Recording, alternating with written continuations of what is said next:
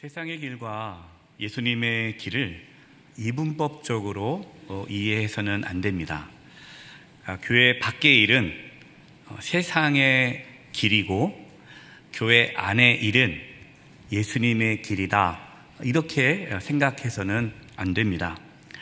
세상의 길이란 하나님을 떠나 살아가는 죄악의 길이고, 예수님의 길이란 하나님께 돌아와서 하나님과 함께 살아가는 거룩한 길입니다. 오늘 마지막으로 세상의 길과 예수님의 길에 대해서 말씀을 나누는데요, 세상의 길은 죽음의 길이고 예수님의 길은 생명의 길임을 말씀을 통해 나누려고 합니다. 세상의 길은 좋아 보입니다. 매력적으로 보입니다. 야, 저렇게 가야 성공할 수 있어. 저렇게 살아야 인생이 재밌지 라고 그렇게 생각할 수 있는 길입니다. 그러나 그 길은 결국 죽음의 길입니다. 왜냐하면 하나님을 떠난 길은 결국 심판을 받기 때문입니다. 그러나 예수님의 길은 눈으로 봤을 때는 힘들어 보입니다. 손해보는 것처럼 보입니다. 야, 저렇게 살다가는 재미없겠다, 세상에서 무시당할 수도 있겠다라고 여겨지지만, 그러나 그 예수님의 길은 생명의 길입니다. 예수님께서 이 부분에 대해서 이렇게 마태복음 7장 13절 14절에서 말씀하셨습니다. 표준 세번역으로 읽어드리겠습니다. 예수님의 말씀이에요. 좁은 문으로 들어가라. 멸망으로 이끄는 문은 넓고 그 길이 널찍하여 그리로 들어가는 사람이 많다. 생명으로 이끄는 문은 너무나도 좁고 그 길이 험해서 그곳을 찾아오는 사람이 별로 없다. 세상의 길은 넓다는 거예요. 왜? 편해 보이니까, 좋아 보이니까. 그래서 많은 사람들이 그 길을 갑니다. 그러나 예수님의 길은 너무나 좁습니다. 험해 보입니다. 힘들어 보입니다. 하지만 그 길만이 생명의 길이다 라고 예수님께서 말씀하셨어요. 또 세상의 길은요, 일시적입니다. 잠깐입니다. 그러나 예수님의 길은 영원합니다.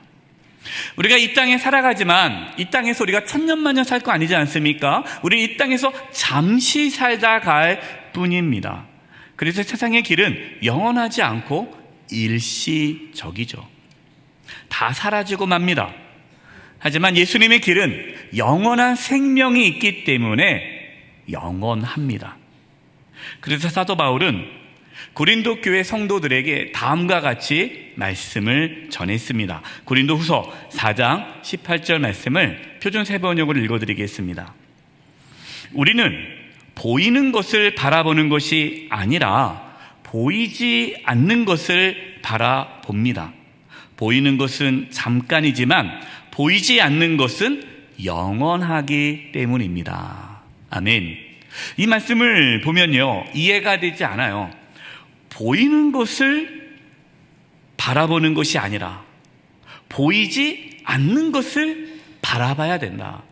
말이 안 되잖아요. 눈에 보이는 것을 보는 거고 볼 수 없는 것을 어떻게 봅니까? 그런데 눈에 보이는 것을 바라보지 말고 눈에 보이지 않은 것을 바라봐야 된다. 눈에 보이는 것은 잠깐이지만, 일시적이지만 눈에 보이지 않은 것은 영원하기 때문에 우리는 눈에 보이지 않는 것을 바라보아야 한다라는 것이죠. 눈에 보이는 것이 뭐죠? 눈에 보이는 것이 당장 눈앞에 보이는 이익입니다. 돈입니다. 성공입니다. 명예입니다. 권력입니다. 사람들의 인기입니다. 다른 사람이 나를 어떻게 봐주나 사람들로부터 받고 싶은 인정입니다. 눈에 보이는 것이죠. 하지만 그것은 일시적이다라는 거예요. 눈에 보이지 않는 건 뭘까요? 하나님의 나라, 천국은 눈에 보이지 않습니다.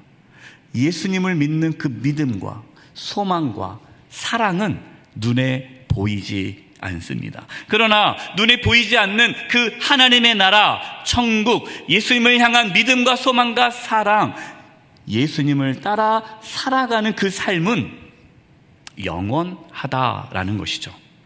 그래서 예수님께서 우리의 보화를 땅에 쌓아두지 말고 하늘에 쌓아둘 것을 말씀하신 겁니다. 왜냐하면 땅은 곧 사라질 거기 때문에, 하늘은 영원하기 때문에 이렇게 말씀하셨어요. 마태복음 6장 19절 20절입니다. 너희를 위하여 보물을 땅에 쌓아두지 말라.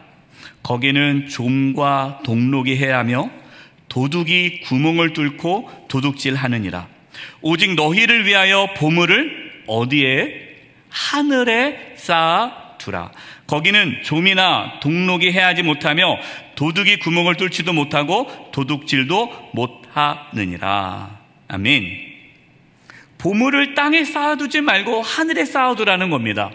보물이 도대체 뭘까요? 우리에게 있어서 보물은 무엇입니까? 우리의 시간입니다. 우리의 재물입니다. 우리의 재능입니다. 보물은 우리의 인생입니다. 나의 삶을 어디에 쌓아두냐는 거예요. 우리의 삶을 하늘에 쌓아둘 때 그것이 영원하다는 것입니다. 하늘에 쌓아둔다는 게 뭡니까? 세상의 길을 걸어가는 것이 아니라 예수님의 길을 걸어가는 것이 하늘의 보화를 쌓는 것이다 라는 주님의 말씀이에요. 교회를 다녀도요, 교회는 다니지만 세상의 길을 가는 분들이 계십니다. 그분들은 이렇게 얘기해야죠. 목사님은 너무 이상주의자입니다. 목사님은 현실을 모르시는 것 같아요. 세상이 얼마나 악한데요, 그렇게 예수님을 따라 살면요 바보 취급받습니다. 무시당합니다. 성공할 수 없습니다. 목사님은 너무 세상을 몰라요. 정말 그럴까요? 정말 하늘의 보화를 쌓는 것, 예수님을 따라가는 그 길이 어리석은 길일까요? 그렇지 않습니다. 예수님이 길을 걸어가야만 생명을 누릴 수 있습니다. 저는 기도하고 소망합니다. 우리 사랑하는 모든 성도님들이 예수님의 길을 걸어감으로 영원한 생명을 누릴 수 있기를 바랍니다.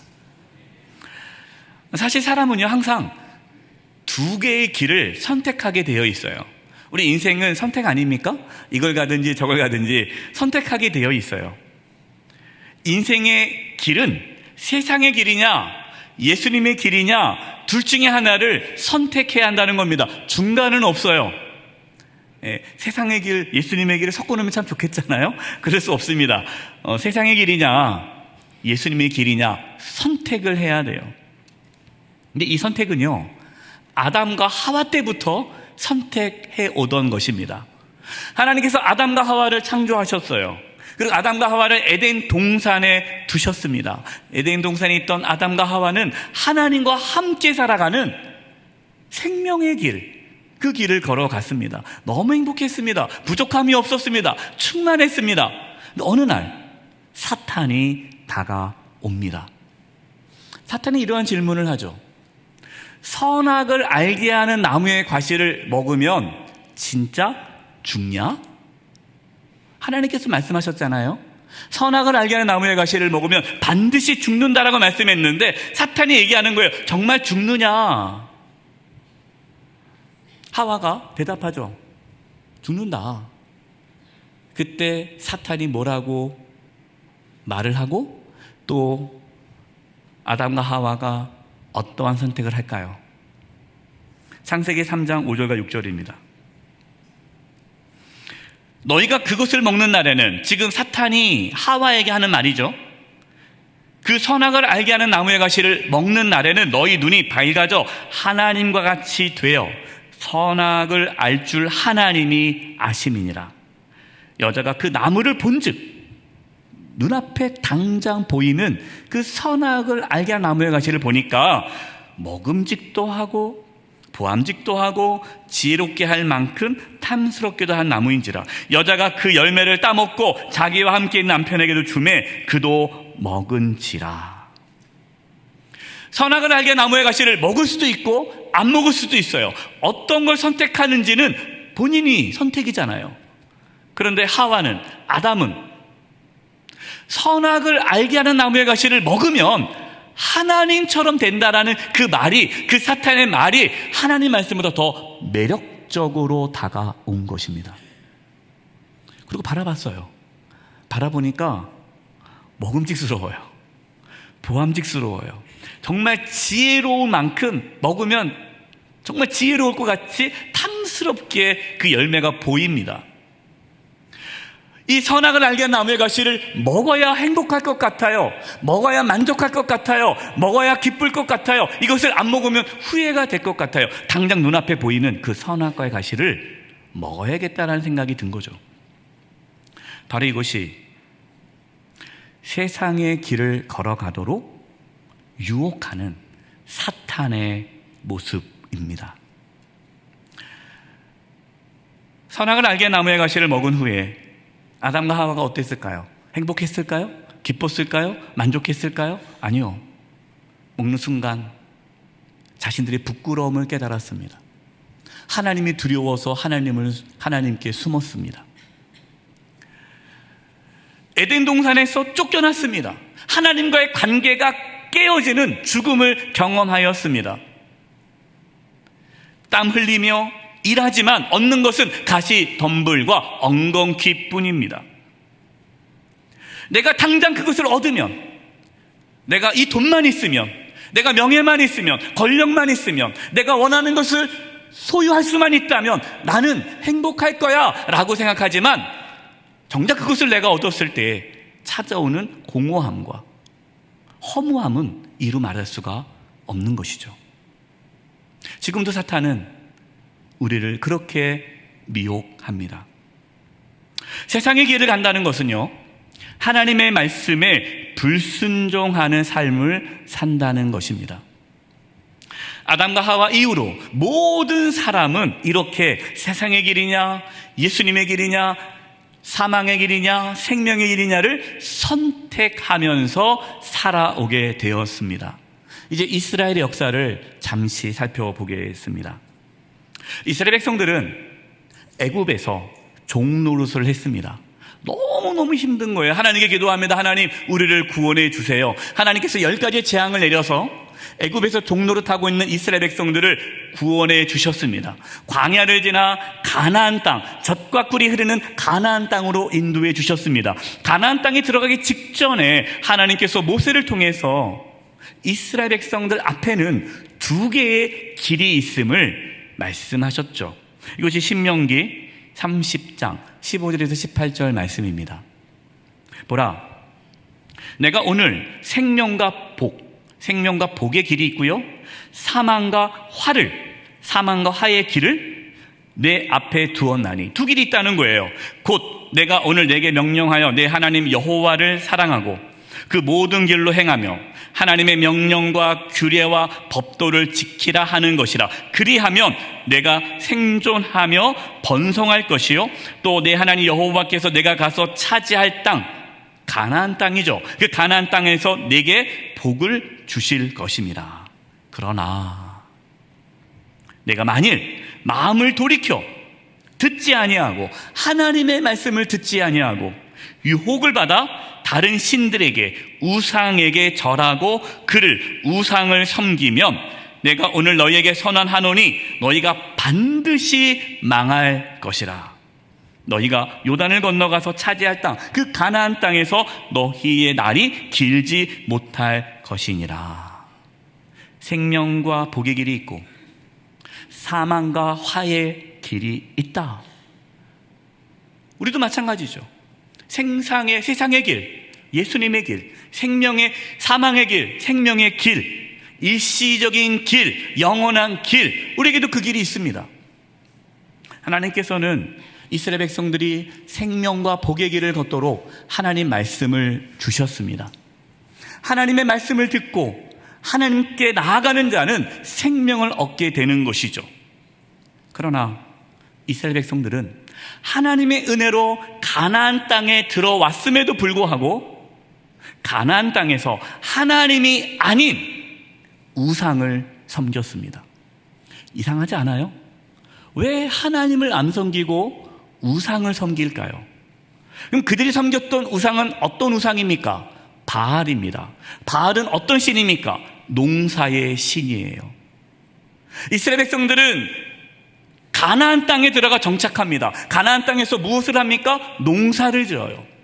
농사를 지어서 수확을 해야 돼요. 당장 눈앞에 보이는 것은 농사의 수확물이에요. 근데 그 수확물을 누가 준다는 거예요? 바알신. 가나안 땅에 살고 있던 모든 사람들은 바알신을 섬겨서 풍요로운 삶을 살아가고 있는 겁니다. 이스라엘 사람들 생각하기에는 하나님보다 당장의 농사를 잘해줄 수 있는, 당장의 내 눈앞에 이익을 가져다 주는 그 바알신을 섬기는 것이 더 매력적이죠. 이스라엘 백성들은 하나님을 섬긴다고 하지만 눈앞에 보이는 이익을 따라 살아간 것입니다.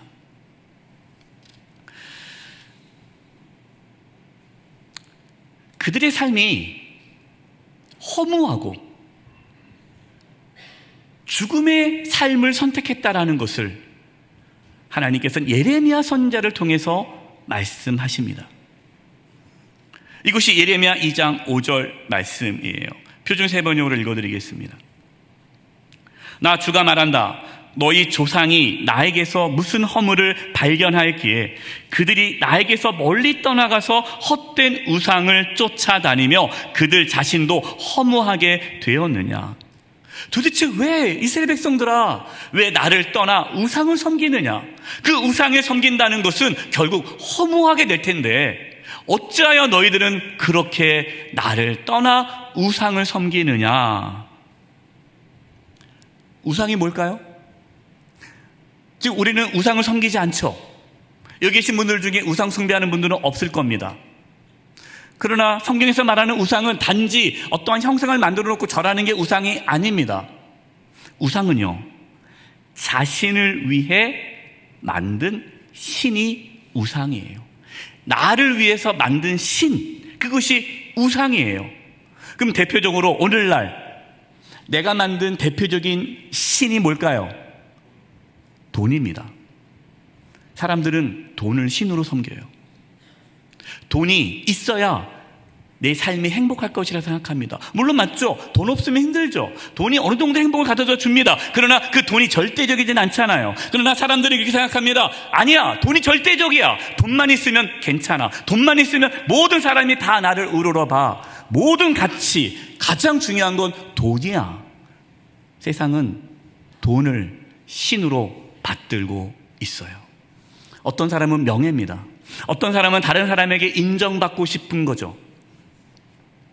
어떤 사람은 자식이 우상이죠. 하나님을 섬긴다고 합니다. 하지만 하나님을 도구화하는 거죠.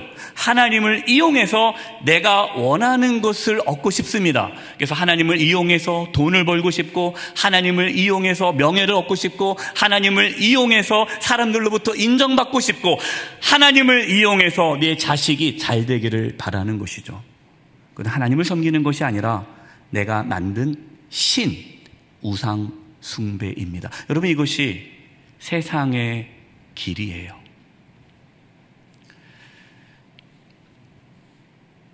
결국 그 길은 사망에 이르게 됩니다. 예레미야 2장 8절입니다. 표준 세 번 읽어드리겠습니다.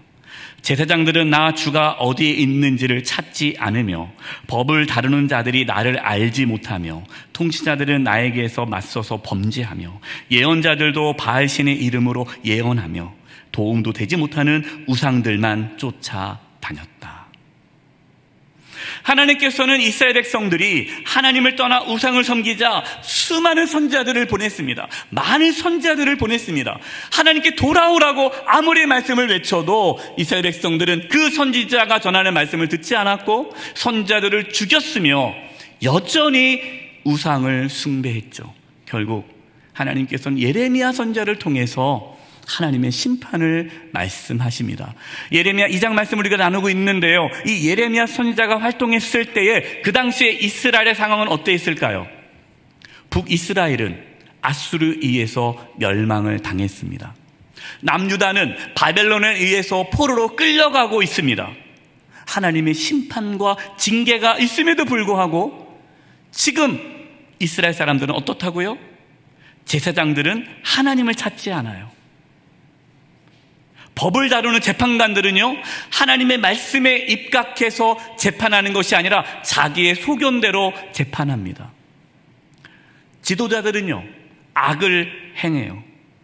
예언자들은요, 하나님 말씀을 전하는 것이 아니라 오히려 우상 숭배를 조장합니다. 그러면서 우리는 하나님께 돌아왔는데 왜 하나님 우리를 지켜주지 않습니까? 라고 하나님께 원망하고 있는 거예요. 그들에게 하나님께서 예레미야 선지자를 통해서 말씀하십니다. 여러분, 이 말씀이 오늘 저와 여러분에게 주신 하나님의 말씀입니다. 그 말씀이 예레미야 2장 13절입니다.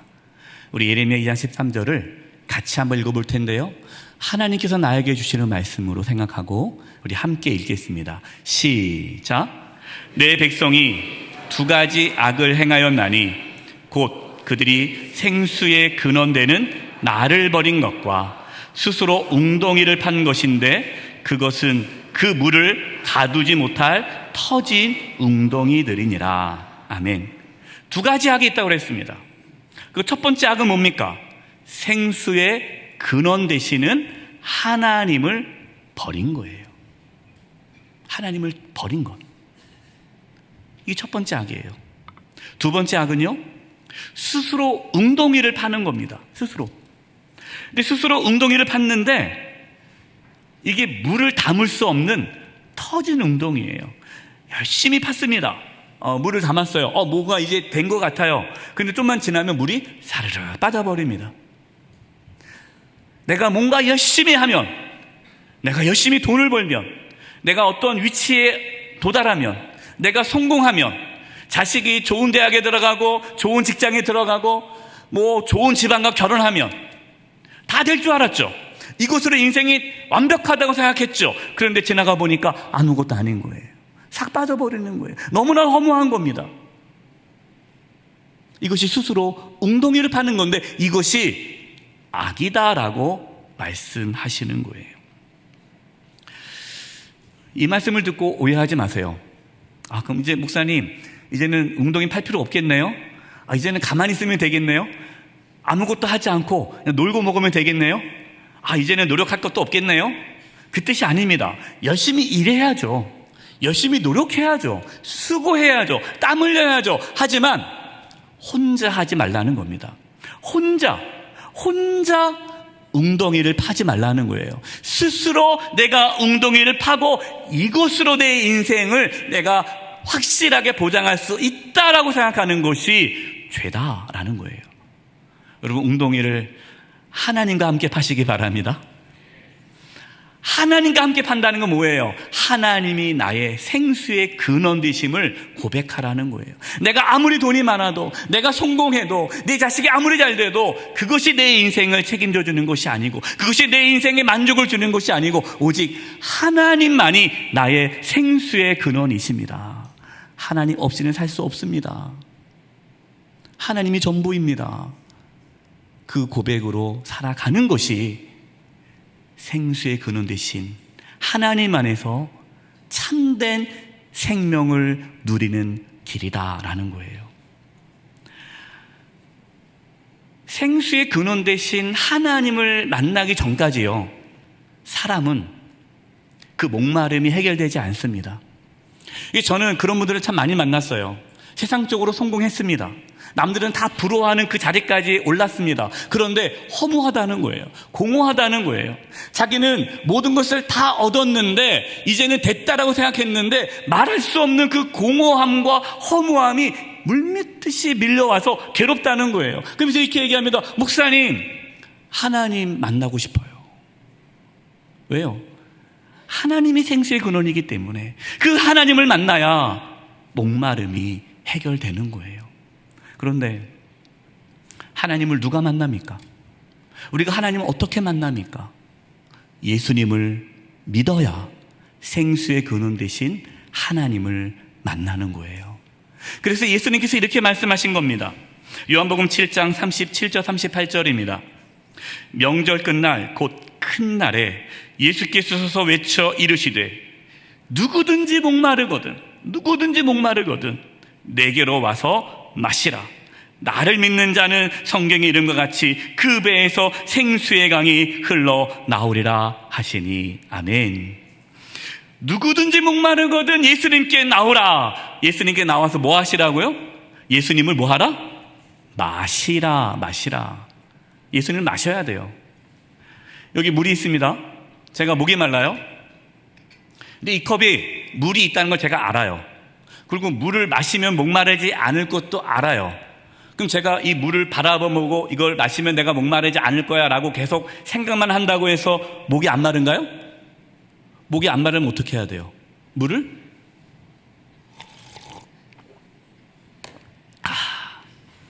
마셔야 돼요. 물을 안 마시면 목마름이 해결 안 되는 거예요. 예수님이 어떤 분이라는 거 아는 거 중요하죠. 예수님이 이런 분이라는 거 아는 거 중요해요. 근데 그 예수님을 내가 마셔야 돼요. 예수님을 마시기 바랍니다. 예수님을 마신다는 게 뭡니까? 예수님을 실제로 나의 주님으로 모시는 거예요. 내가 실제로 예수님을 내 왕으로 모시는 거예요. 내가 실제로 예수님을 따라가는 거예요. 예수님의 길을 걸어가는 것, 그것이 예수님을 마시는 거예요.